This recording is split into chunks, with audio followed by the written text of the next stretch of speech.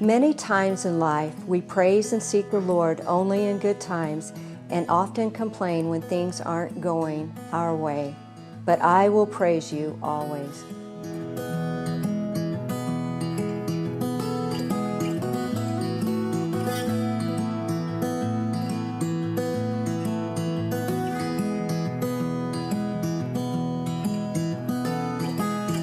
Music artist, author, actress Rebecca St. James got her start in music at the tender age of 13 when she released an independent album titled Refresh My Heart in her native Australia. She has received countless awards, including a Grammy, #1 singles, and consistently topped both radio and sales charts with millions of albums sold. Through it all, she spoke into the lives of others, sharing the message of pro-life. But God knew she needed rest, but not for long. This is her story of unshakable faith. This is today's Nashville. Rebecca, thank you so much for inviting me into your beautiful home here. It is absolutely gorgeous. So kind. Thank you. It's good to be with you. Well, you have quite a story from Australia to Nashville. Yes. Let's go back. Yeah. Tell me how it all started. Well, I mean, I was a pretty normal kid, I feel like, living in Sydney. Probably the unusual part that I was that I was a Christian and that we were a Christian family because, Australia, I mean, we were kind of founded by English convicts, so it's not, the Christian population is not a huge population. But I was so thankful to actually grow up in a Christian family and gave my life to Jesus when I was 8. Lived kind of a normal life in Sydney, and then lived in Brisbane, which is about 12 hours north of Sydney, for a little bit. Loved growing up there. I mean, I had kangaroos in my backyard. I mean, we had just this wonderful childhood, and moved to the US when I was 14. What brought you to the US? So my dad's job, actually, so he was in Christian music in Australia. So probably the other unusual part about my life was that I grew up going to shows. Like, I was 6 weeks old when I went to my first Christian concert in the Sydney Opera House. And so my dad promoted Christian artists in Australia and toured them around. And so we'd just go to shows. So it was a very normal part of my life, this whole Christian music factor. But Dad got offered a job in Nashville when I was 14. And there were 6 kids at that time. My mom was pregnant with my sister. So we all moved over to the US, to Nashville, and the new, very different, very adventurous life began at that point, for sure.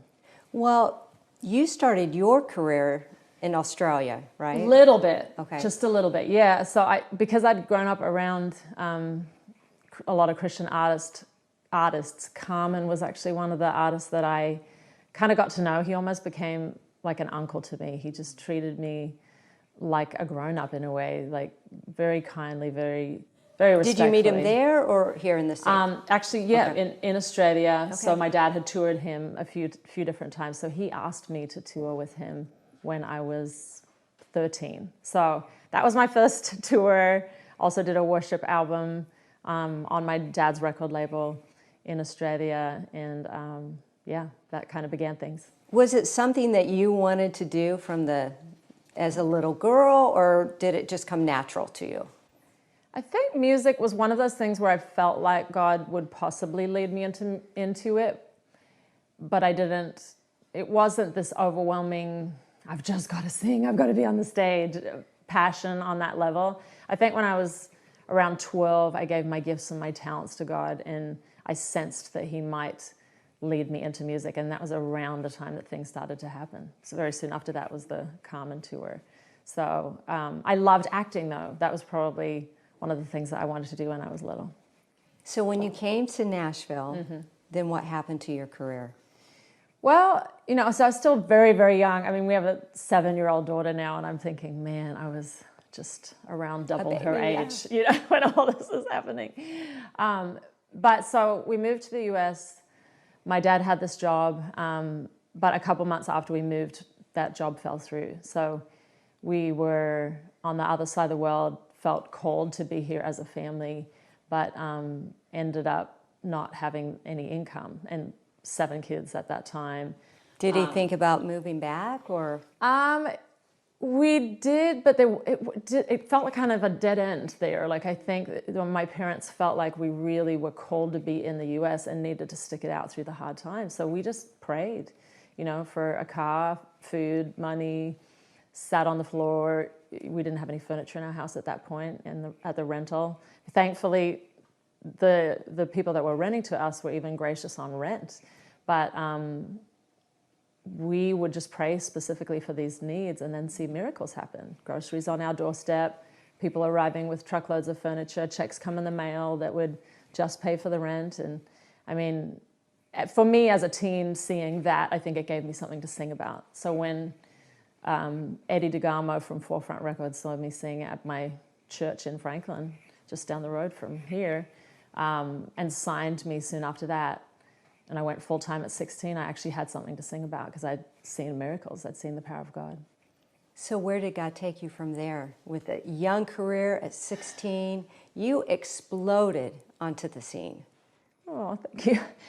Well, it was one of those things where I felt God had opened up the doors. I felt like He had orchestrated things. And really coming from that place of, Lord, I just want my life to make a difference. I want to shine for You. I want to be used by You for this adventure, this mission that You have me on this planet for. And so really, as things started growing, I mean, it was really my second album that came out when I was 18, my God album, that really connected. I mean, the first album, I feel like, definitely we saw some strong ministry response, but it was that second album in my late teens that we just started kind of really traveling the world. I mean, opportunities really opened up for travel everywhere, and had a lot of songs that kind of landed on radio. And I mean, it's all these things now that I look back and go, whoa, God was doing so much, and I can appreciate it probably more than just at that time, you're just kind of running to the next thing and, Lord, give me strength to do what You've called me to do. So it was definitely a big faith venture for me. And was it a family event too? I mean, did your dad get involved? And Oh, very much so. So, yeah, I honestly think if my dad and I hadn't have been put in the same family, if somehow, well, yeah, I wouldn't exist without my dad, but if the giftings that my dad hadn't been a part of my family life, I wouldn't have done music, because I so needed his management and his vision and his protection, really. I was so young, and I needed this covering that he provided. And so definitely my dad was an integral factor. And then my family kind of traveled really as the first roadies and stage managers and background singers and lighting directors. I mean, they were everything. And it's really cool now to see, because we were homeschooling, would go on the road for all these tours for years and years as a family. And each one of my siblings was groomed for what they're doing now through that time on the road. And we can see how God was prepping them for their unique callings in ministry. So it's been really sweet to see. Rebecca, tell me what happened after that.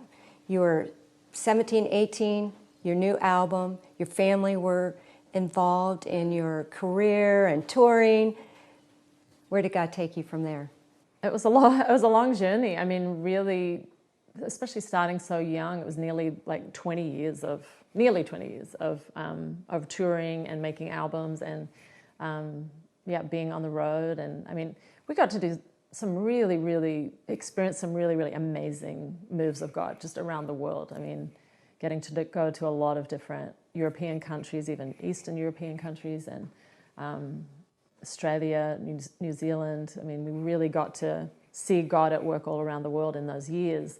I wrote a song about marriage and purity, way before I'd met my husband, a song called Wait For Me, and that was a song that really had a lot of traction with people because I think the True Love Waits movement was happening around that time. And that's very important to you. Really important to me. Yeah, I felt very called, really young, to speak about purity and about God's way in relationships, of just honoring Him and His biblical way of living. When it comes to every area, but I most specifically felt like I was called to talk about purity. And the fact that I was in the middle of that season, waiting myself, I think was an encouragement to a lot of other young people that they could wait as well. So there was just a lot happening during those years. A lot that I mean, pretty much everything I felt unqualified for. I hadn't gone to college for this stuff. I hadn't had all these years of doing it. But I think prayer was my lifeline. Praying before songwriting, praying before albums, praying before shows, interviews, everything. And it really definitely grew my faith. You won a Grammy Award. Yeah. What was that like?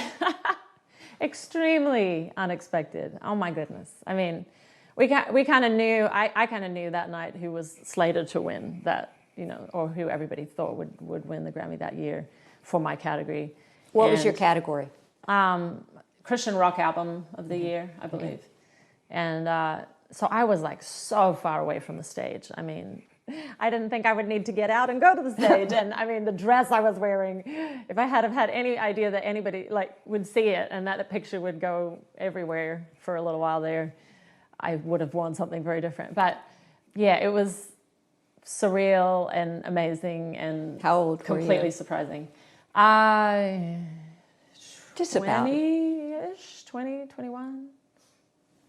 What was it like to get on the stage and hold that Grammy in your hand? Well, I just remember running the stage or moving very fast to get to the stage from my grandstand seat and thinking through what I was going to say, because it's that moment in time where you don't want to stumble over what you're going to say. And so I remember thanking God and sharing a verse. I think it was my life verse, Acts 20:24. I don't care about my own life. The most important thing is I complete my mission, the work the Lord Jesus gave me to tell people the good news about God's grace. So I think I thanked a couple other people too, like family, but that was what I felt like I wanted to communicate in that moment. Now, you went through a season where you were just totally exhausted. Yeah. And you needed to slow down. What did God do? Yeah. Well, it's funny how I feel like God gives us internal warning lights, internal kind of red lights that just go on and start beeping and flashing and saying, put on the brakes, you need to listen to this. And I'd overridden that for so long, just being on the road and feeling like too there was legitimate ministry happening. I didn't want to be selfish. I didn't want to, say no to great ministry opportunities that could reach people. So, again, I was so young starting out. I didn't have that built-in understanding of the importance of rest and calibration and margin and all of these things. And so I just got tireder and tireder and tireder to the point where my voice started giving out, not from any kind of nodes or structural problems, but just from panic, really. I think I was just so tired. My body started shutting down on me and saying, if you don't take a break, I'll shut you down by you not being able to sing. So I'd be on stage and just not be able to breathe properly. And singing doesn't work too well if you can't breathe properly. So it just got kind of more and more challenging to where the tireder I was, the less my voice would work, the less I'd be able to breathe. And eventually it just got to where I just can't do this to myself anymore. I felt kind of like a spiritual, emotional anorexic in a way where I was still functioning, but it was kind of eating into my own self. So what did you do then? Well, it was kind of a slow winding down. I think initially when I recognized I was getting very tired, I would have kind of a sabbatical or a break, or I'd go to L'Abri, which is Francis Schaeffer's study center, actually in Switzerland. I went for a couple months and was just trying to kind of regroup and have something to pour out into a new album and things like that. But then it got to where it's like, no, this is kind of putting a Band-Aid on a gaping wound. And so we eventually put plans in for me to just be done for this season and maybe forever. And honestly. No, when was this? At that point, I was married, actually. So I had met my husband. I was still doing a little bit of music, but not a ton. I'd kind of slowed down. I'd done some acting. I'd done a lot of book writing, a lot of different things, and met my husband, lived this dream of getting married, was so thrilled.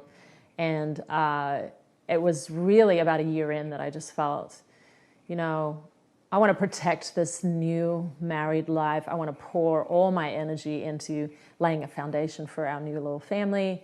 And I need to just get off the road. And it was delightful because I then got to travel with my husband and be a part of what he was doing and kind of establish that family life together. And so it was a very, very sweet time. And honestly, I was quite happy to hang up the singing thing for the rest of my life. I was very at peace about that.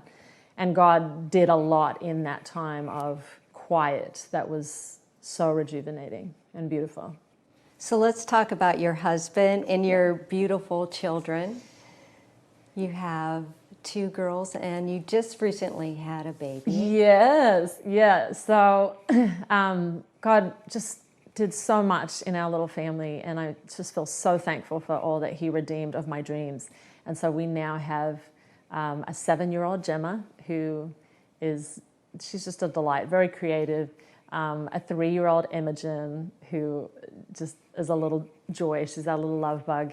And then River, who is nearly a year old, and he's just so fun. He's just everywhere and into everything and just got all that wonderful masculine energy. I love it. So I'm very fulfilled mama, just so thankful to God. Rebecca, I love how God brings us into new seasons. He's brought you into a new season with your family and children, and he's doing amazing things now in your life. You're not taking a rest anymore, are you? No, not quite. Not quite. So, yeah, there was a season of our lives which I think my husband and I kind of describe as a winter. It was after we'd had our daughter Gemma, and we were trying to get pregnant with baby number 2, and it wasn't happening. And then I miscarried, and then I miscarried again. My husband was also in transition with his job and his work, so we didn't know what was going on with that. Vocationally, he just felt so uncertain and kind of fearful.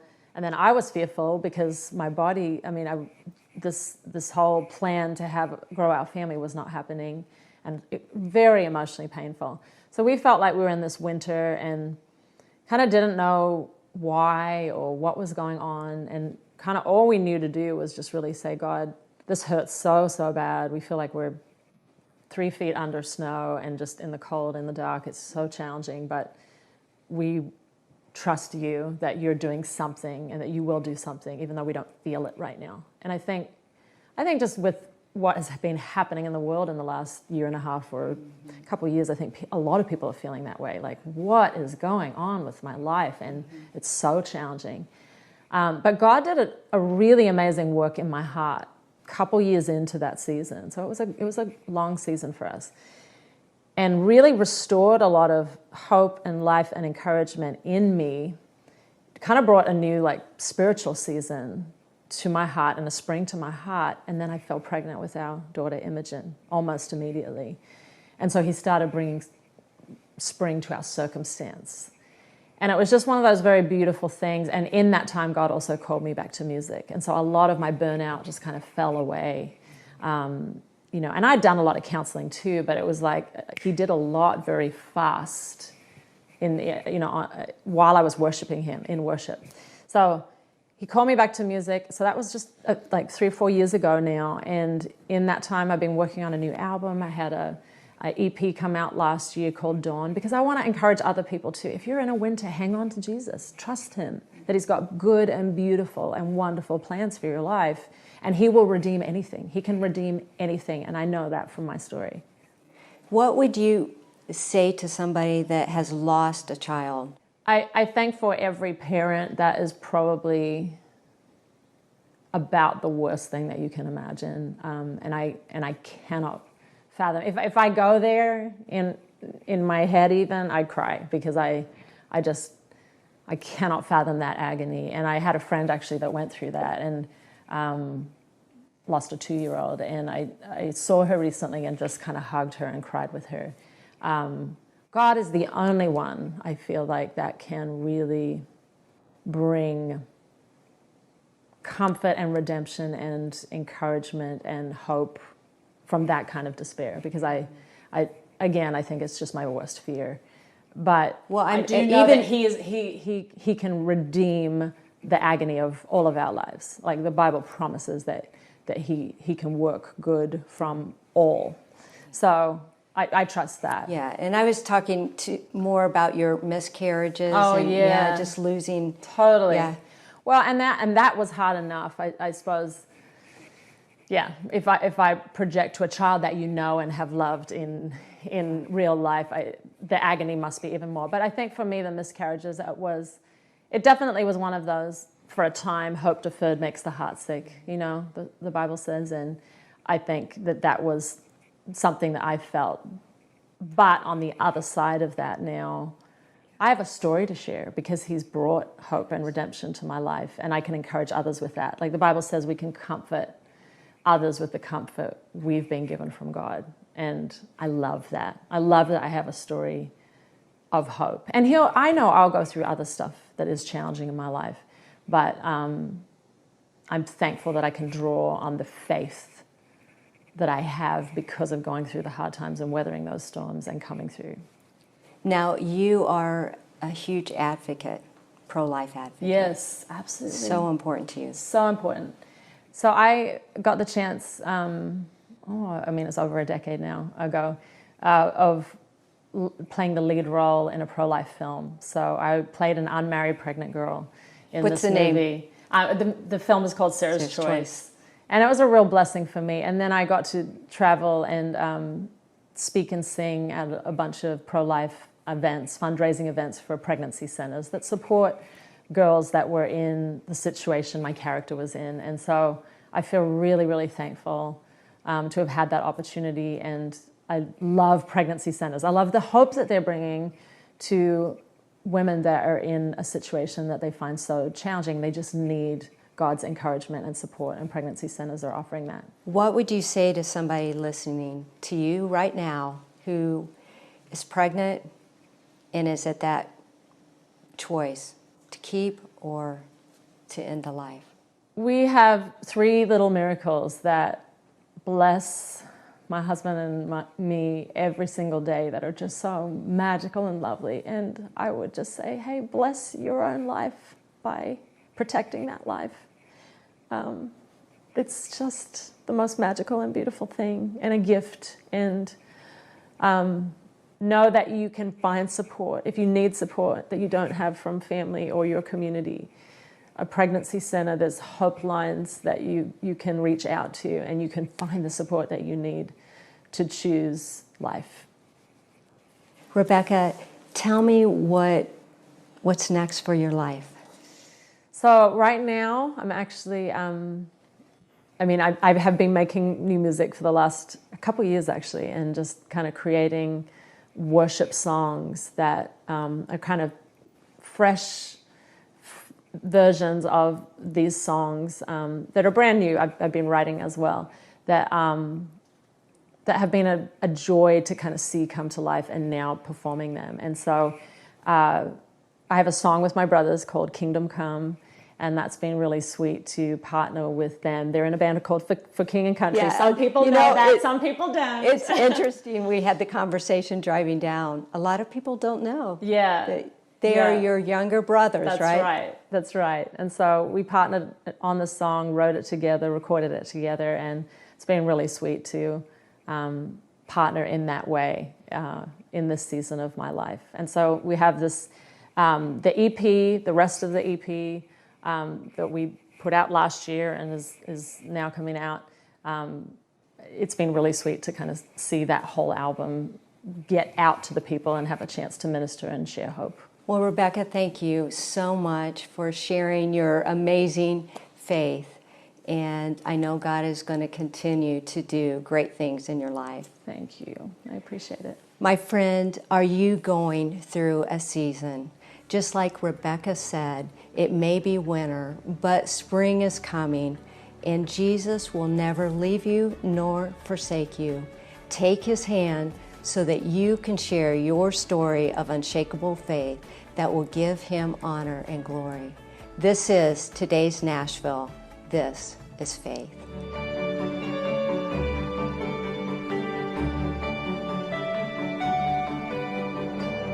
Cornerstone Television wishes to thank all our faithful viewers whose consistent prayers and financial support have made this program possible.